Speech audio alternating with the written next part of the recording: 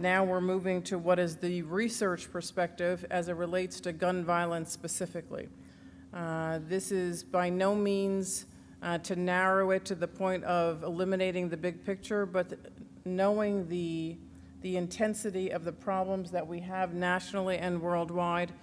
This is to highlight the examples and the progress that's been made, the research that is out there, and likely the ability to turn that research into impacts from the operational perspective.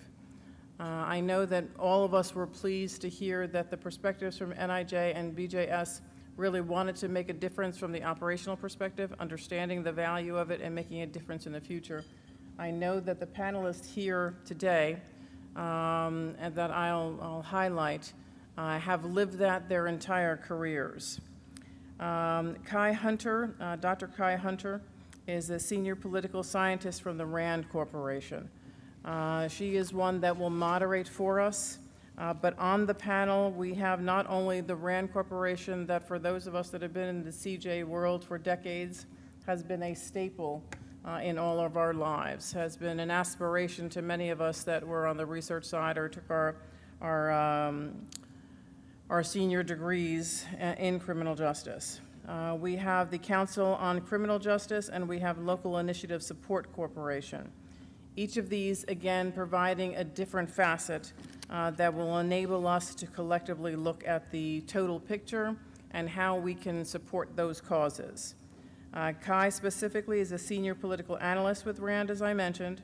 She came to RAND from the U.S. Air Force Academy, where she was the director of the Strategy and Warfare Center, the associate director of the Institute for Future Conflict, and a professor of military and strategic studies. That's not only a mouthful, that represents huge capacity, visibility, depth, and understanding. She was the co-chair of the Culture and Climate line of effort for the Independent Review Commission on Military Sex Assault and the chair of the Employment and Integration Subcommittee for the Defense Advisory Committee on Women in Services. I'm reading these, even though I don't often read these verbatim, I'm reading these verbatim because to eliminate any one of those words in that title or in that position truly takes out a facet of depth that you can't even imagine that it's all being addressed in one program, let alone one individual that has so many of these. And not that it is most important, but of great dignity and pride for all of us, is she's also a retired military corps combat veteran that had several different deployments in Iraq and Afghanistan. Kai, I have known you for some time, and I use that term specifically, but I am looking forward to continuing our relationship, to getting to know you, and I won't take your steam away and then introducing what are your peers on the panel, as we had agreed to, and letting you get into the meat and potatoes of the topic. Thank you all for joining us. All right, thank you all so much, and for the privilege of being here to talk about a topic that is incredibly important. Violence, gun violence in particular, is something that we hear nationally a lot, that we see in the headlines. But today we want to dig into what the research really shows us about local solutions and how communities can engage, and potentially some actors and some parts of the community that we don't typically see with it here. So I am joined by Marc Levin and Matt Perkins. I'm going to start by giving them each no more than 90 seconds, because we don't have a lot of time together, to talk about specifically what your organization does and your place in it. So Marc, we'll start with you. Sure. Well, thank y'all for being here. And I don't know if y'all noticed, but there's another conference of aerial firefighters. They got it figured out because they're dressed in shorts for the most part in this hot, humid day. But I thought about it and realized they're here. They're doing the same thing, putting out a fire, putting out a crisis, and they're trying to predict where the next one's going to be. They're trying to change the landscape so that we're not as vulnerable to brush fires and forest fires and so forth. We're trying to do the same thing. And of course, they're using technology. They have some pretty cool vehicles over there.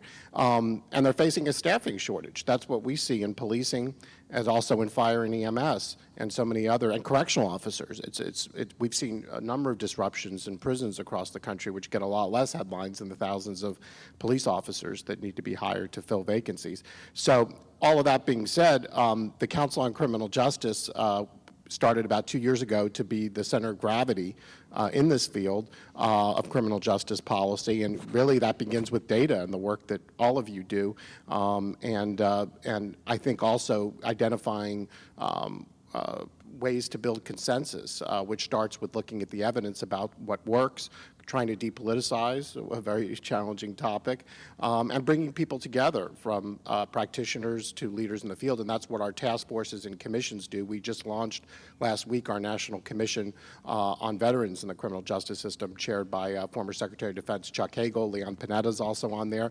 And then as far as myself, I started the Right on Crime Initiative back in 2010, started working on criminal justice policy in Texas in 2005, and I think perhaps working with a lot of other people, been able to move the needle quite a bit in Texas in terms of closing more than a dozen adult prisons and most of our juvenile facilities in Texas. Of course, they're still very much a work in progress, but I'm really excited about what all of us can accomplish together, both in fighting crime and advancing justice. So thank you for having me. All right, thank you so much. Matt? Yeah, hi, thank you. Is this working? Yeah, great. So I'm Matt Perkins. I'm a program director at Local Initiative Support Corporation, here after LISC. Now for something completely different. LISC is a large national nonprofit, billion-dollar national nonprofit. We are a community development organization, community development finance institution, and intermediary, which basically means we do none of the work that we support. We're completely dependent on local nonprofits, usually intensely neighborhood-focused, like community development corporations, and not surprisingly, as part of development work, safety is seen as a core component. So my national program, the Safety and Justice Program, works to help our local partners and our local offices in 37 cities across the country. We also have a rural program that operates in over 2,000 counties. Combine development work with improving public safety and perceptions of safety in those neighborhoods. Because of this work in partnerships, we are now also a training and technical assistance provider to BJA and OJJDP, work directly with counties and cities all over the country, like LA County and the city of Cincinnati, which I was at last weekend, city of Providence the week before. Really trying to create connections between community partners, cities, and criminal justice organizations, and develop approaches to safety that look at both short-term responses, medium, and long-term interventions. Right, thank you. So I want to start off talking about just the landscape of violence in America that's out there. The headlines, we see headlines of mass shootings that go get talked about quite a bit. We see a lot of passionate fights in Congress about the same things there. But we know that mass shootings actually represent a minority of the violence that's actually out there. So from your perspectives of where you sit, how would you describe the current landscape of violence in America? And really more importantly, though, what sort of trends are we seeing in how violence may be changing, shifting, or staying the same over time? And Matt, I'll start with you and then go to Marc.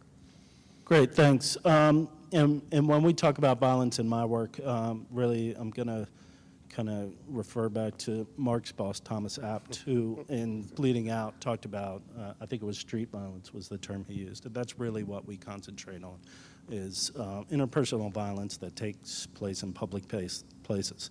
And we know that, especially during COVID, putting stressors on the people who could least absorb them, violence rose, some places quite dramatically.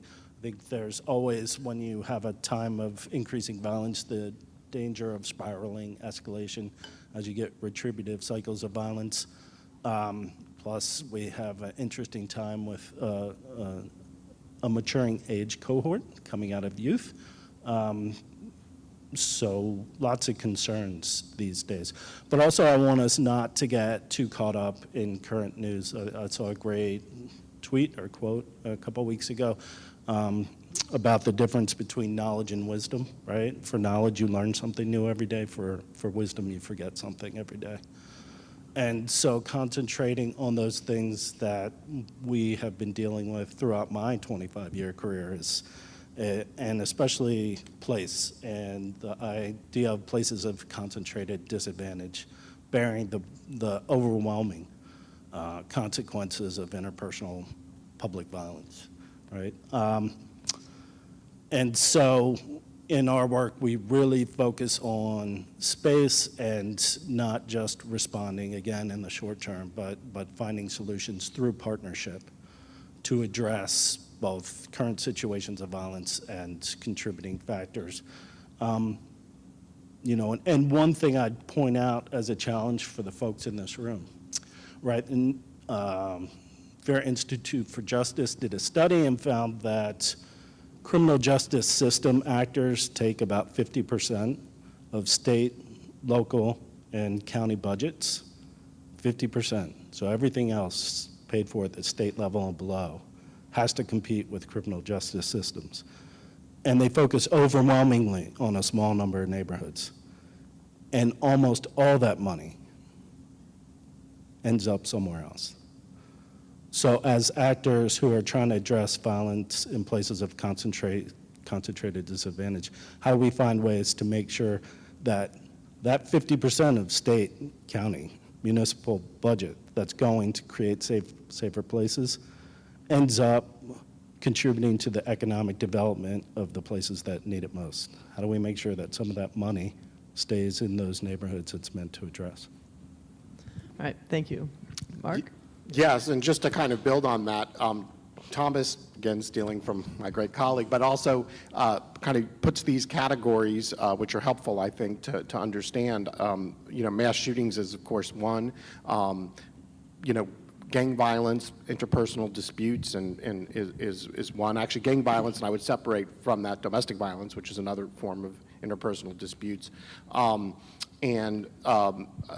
You know, there's an occasional random killing where someone just, you know, drives around and shoots someone, but that's really a fairly small number. And of course, suicides, which some people would also classify as gun violence, and Thomas does as well, which tragically increased also. And so the reason it's so important to keep these categories in mind is different, they could be trending different ways, and of course the interventions that could be helpful vary substantially.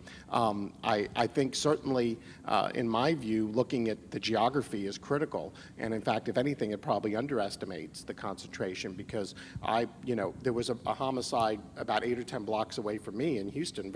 You know, I'm lucky to live in a very safe and nice area, and you know, as I learned more about it, I discovered it was a domestic violence suicide. So did it?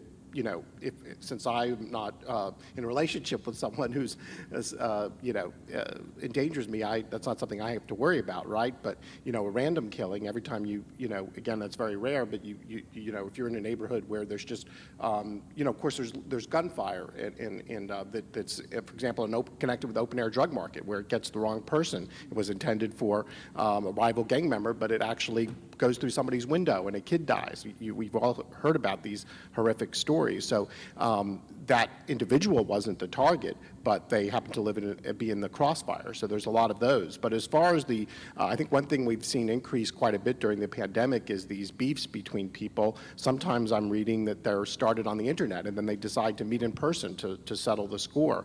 And so it seems like people have been on edge, and of course there's been a decline, perhaps since the murder of George Floyd and the aggravation of some of the distrust between certain communities and police, perhaps a decline in cooperation with the police on the part of witnesses, and that's could be one reason why we've seen clearance rates for homicide decline. They used to be at 2/3, and now we're going under 50%. And what's less reported is the clearance rate for non-fatal shootings is about 10%, which is terrible. And of course that means that whoever perpetrated that shooting is still on the loose, potentially committing more violent crime. So, and this has happened during a time when courts are backlogged, so any type of accountability is often very far into the future. So, you know, finally, I would just say that I think that as far as the trends go, because you asked about that, we saw property crime continue to decline during most of the pandemic, but the most recent mid-year 2022 data that the Counsel just shared for about 25 cities showed auto theft going up, robberies, which of course is actually a violent crime, particularly if it has a weapon, but robberies, which had not been going up, a pretty big increase. However, it did show a decline of a few percent in homicides in the first half of 2022. So it's a very mixed picture.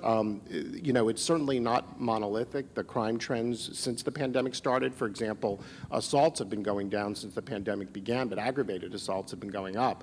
And I think that may reflect, for example, fewer bar fights with, you know, a fist, but unfortunately more armed assaults. It's a very heterodox picture, but overall, certainly the levels of violence in all of these areas are very much unacceptable. Thank you, and I'm going to stray a little bit from our actual questions we had prepared based on what you both said here, you know, to like put you on the spot.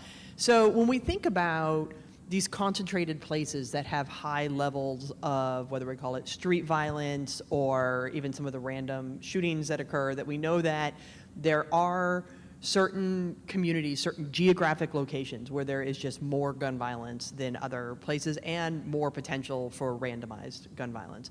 When we think about the impacts of that on communities, you know, there's been some work that's done, that's being done more and more, looking at the impact on kids of just fear of school shootings that are there as they're prepping for them. But if we think about communities that live with violence happening all the time, increased tensions often with law enforcement, these lower clearance rates, all of these things that we are seeing, beyond the, you know, the fear of getting shot and like the physical sides of it, what are some of the other consequences for these communities that you see as a result of sort of living with violence around them all the time?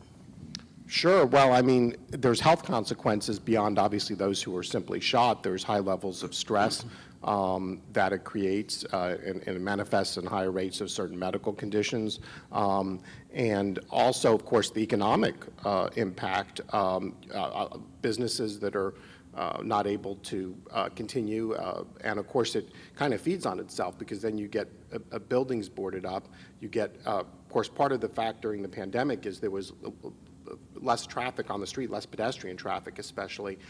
So of course that means that, you know, instead of walking on a street where there's a number of other people, you're walking on a street where maybe you're the only person and you're an easier target for a violent crime.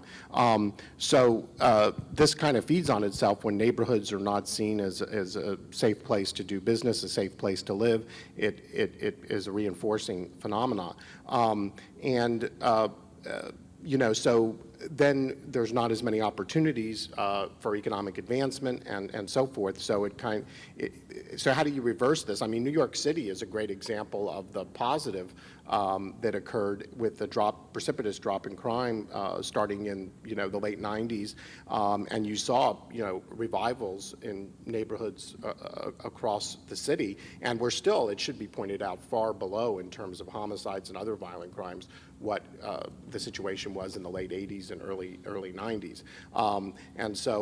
I think that really what the challenge is how do we kind of enhance the resiliency of communities and enable them, instead of a thin blue line, to partner with police in preventing crime, in providing information that's needed to solve crime.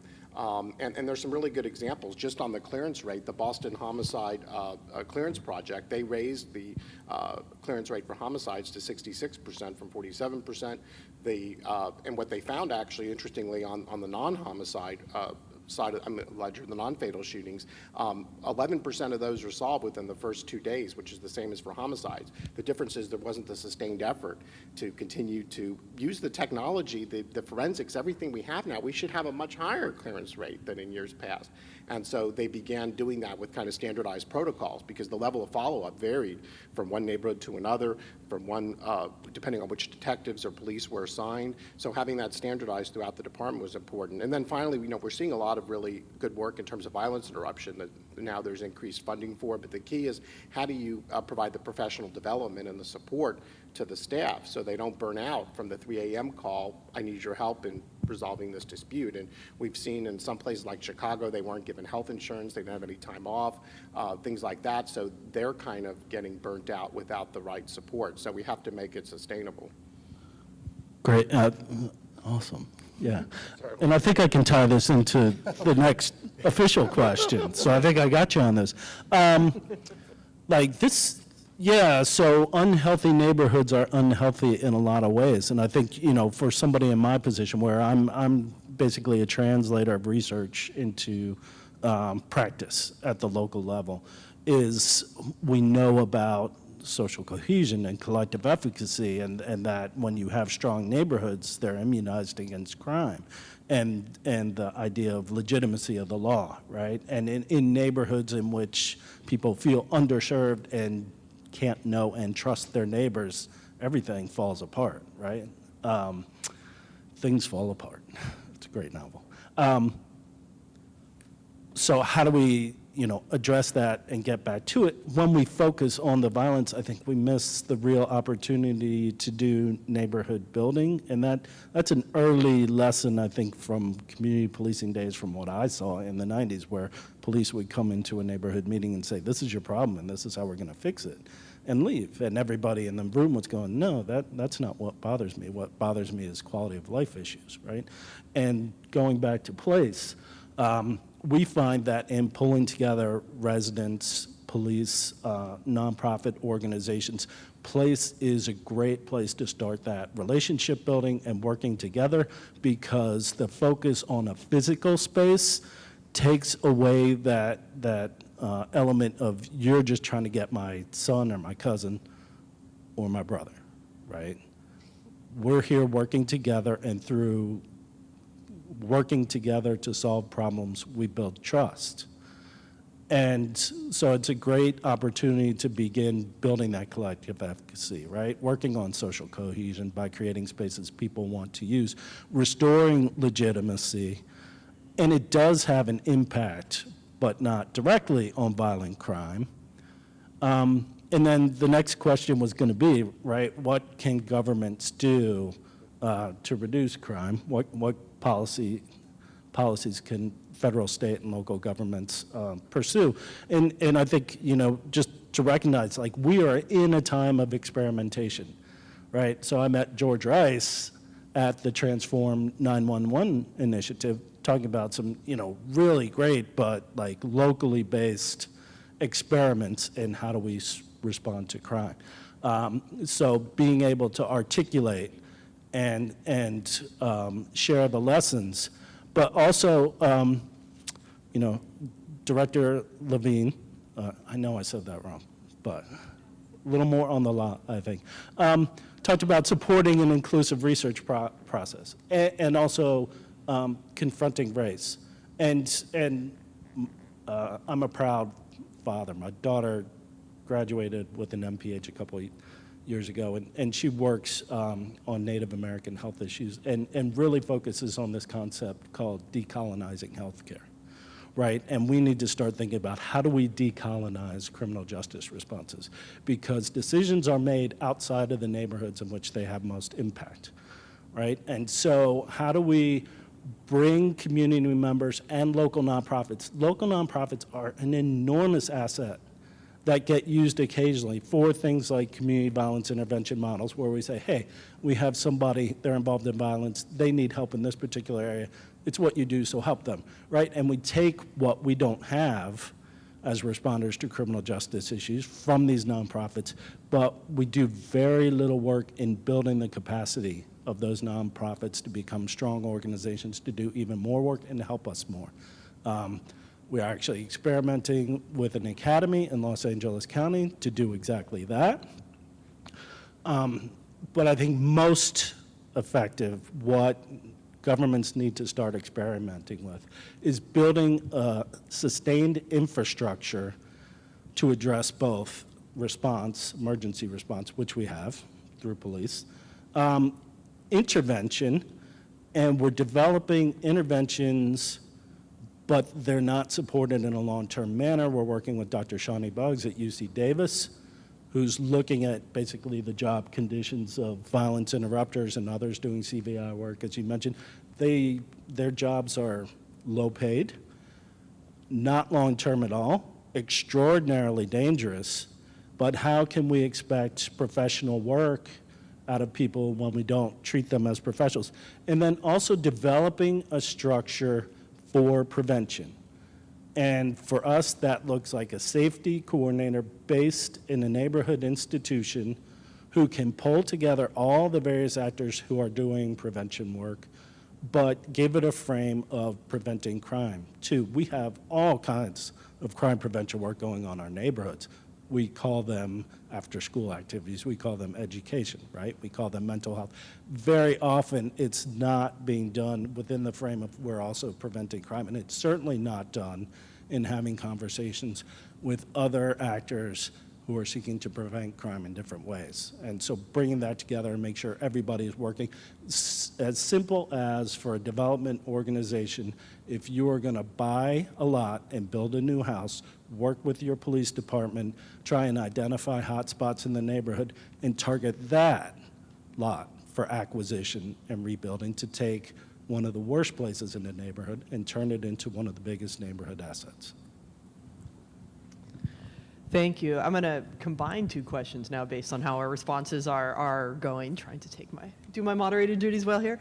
So we've talked about some of these prevention sides of it, right? Like how to invest in communities for prevention. But I want to talk a little bit about response, because that still is like, yes, ultimately we all want to prevent violence, but we know we're never going to get to zero. That's just the way, way things are. It'd be great, but we won't. So it's going to happen. And we have to think about what the responses should be. So it's going to be a little bit of a multi-part question to get at a few of these things. One, we most often think about response to violence in terms of the criminal justice response. How are we going after the perpetrator of violence to hold them accountable? So part one of the question is, in addition to going after the perpetrator from a criminal justice perspective, what other responses to violence do these communities actually need? And then the next part of it is how, when we are thinking about the criminal justice system though, how do we balance some of the research that shows that swift action will actually lead to change with both due process, which needs to happen, but also this capacity shortage that we talked about at the beginning, that there are just not a lot of law enforcement agencies. The courts are incredibly backlogged. There's financial constraints on a lot of DA offices as well when we talk about some of the funding side. So to wrap it up again, one, in addition to criminal justice, what other responses to violence are needed in these communities? And two, when we think about criminal justice, what can we actually do to balance this notion of things needing to be swift for justice with the fact that it's just a really slow process right now? You can go, whoever would like to go first. One of the things on the first side of the ledger is, I think, that's been very interesting is trauma recovery centers that Ohio, Michigan, some other states have recently put in place. And part of that is recognition that not every victim of violence is going to be able to have there's not going to be a successful prosecution in every one of those cases. Actually, many of them, of course, for one, a number of them, as we just noted, aren't cleared. But beyond that, even if police make an arrest, sometimes the victim, sometimes there's not enough evidence to move forward. Doesn't mean certainly that it didn't happen. Whether you can reach, proof beyond a reasonable doubt or not is a question sometimes. But these services address the trauma these individuals are dealing with. And of course, also compensation funds are another area that doesn't get enough attention. some states have recently gotten rid of, I think, antiquated restrictions that prevented individuals who may have had a criminal record from tapping into those victim compensation funds, or even if they were to some degree connected with, if they were involved in selling drugs or prostitution or something at the time they were shot and had a serious wound, they still should be able to access those funds, in my view.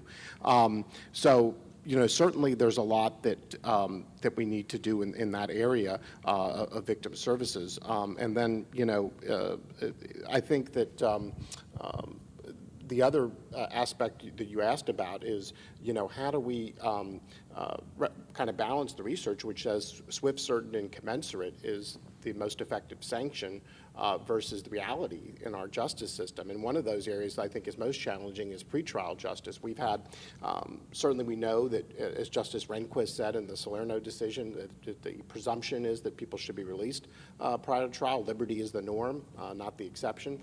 But we also see, in jurisdictions across the country, particularly in states where essentially the decisions are still being made based on wealth, how much money someone has, people that, defendants that are extremely dangerous by any objective assessment are being let out, often, because they can come up with a certain amount of money, which may be because of their gang involvement that they have those resources, and they get out. And I mean, in Houston alone, we've had 200 homicides associated with people mostly who are really dangerous individuals that were released, who paid, $10,000 to a commercial bail bondsman on a $100,000 bond, or $100,000 on $1 million bond in some cases. So we're that's one area. And then, of course, there's a larger group of individuals, I think, who are kept in jail, sometimes on bonds of $500 or $1,000 for, even in Texas, marijuana, but other really low-level offenses who are not a danger to the public.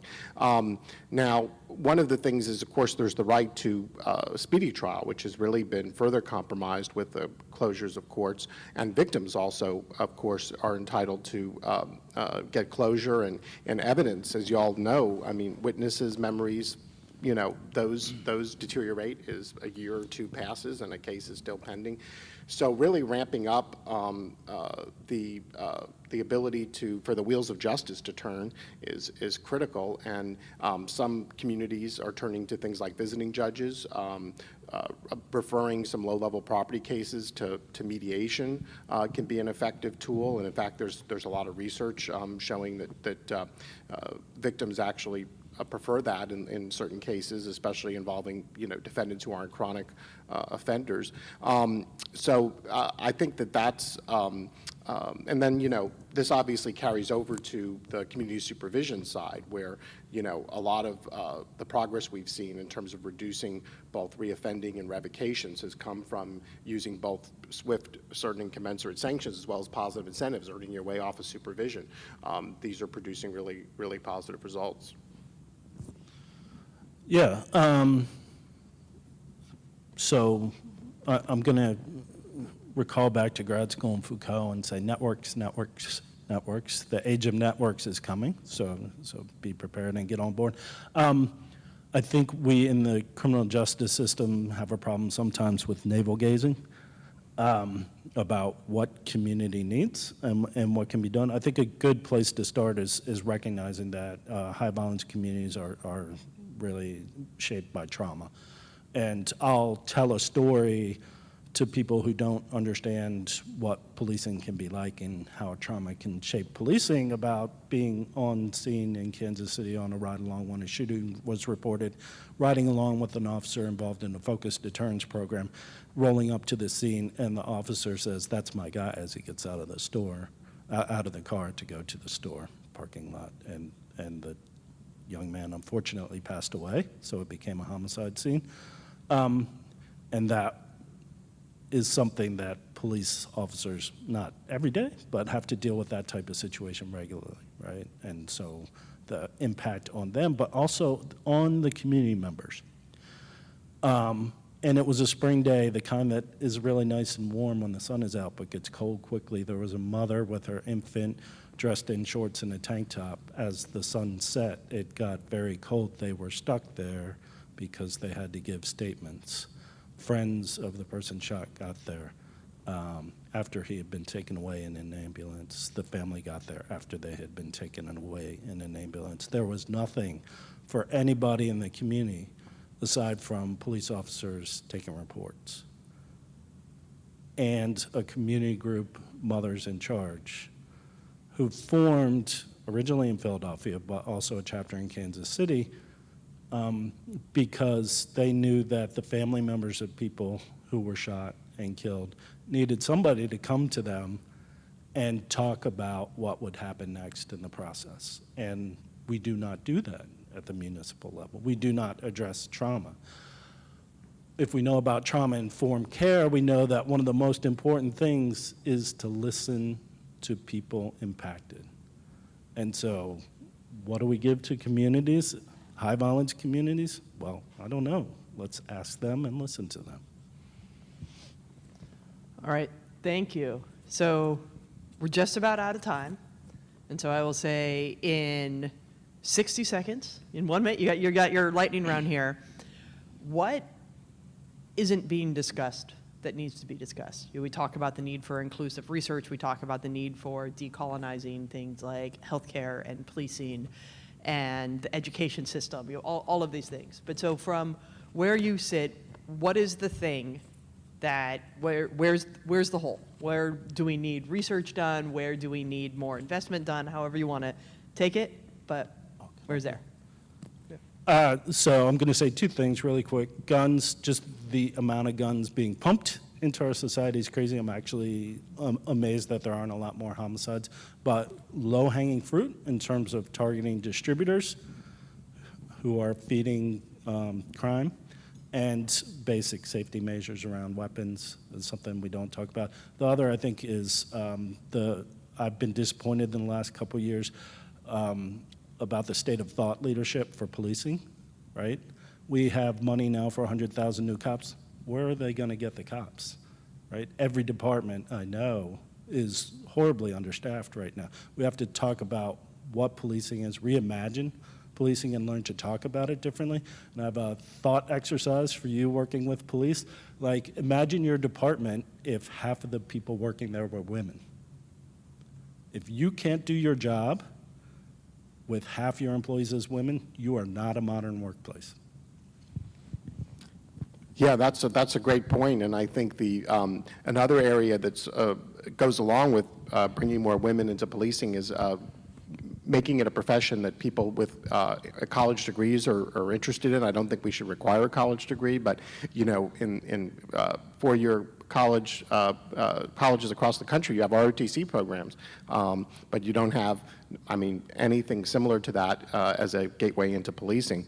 And 59% of all college students are women, so it is related to that. And also the fact that, you know, if you didn't have policing as a model of something you knew you wanted to do when you were in elementary or even high school, you know, because your father was a policeman or something, then this is something you may never have considered until you were exposed to that option, perhaps in college.